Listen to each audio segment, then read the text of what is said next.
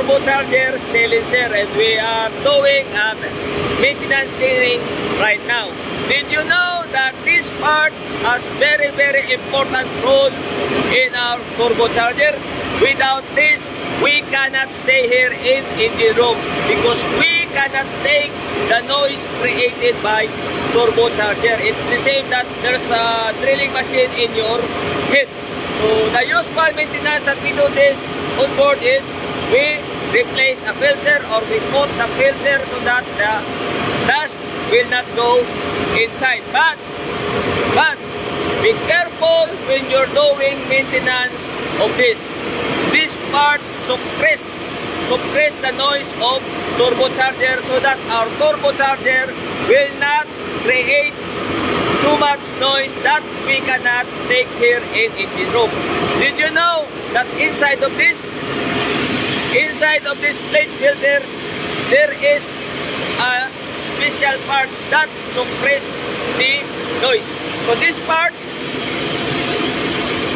inside of this has the hair of the horse or hair of the pig. We are using hair of the pig or hair of the horse so that the noise will suppress. So this is very expensive. So be careful when you do maintenance, when you're doing maintenance on this part of turbocharger. Don't use any high pressure water or any chemical that will damage this plate filter. Inside of this, there is a hair of pig or hair of horse they are using.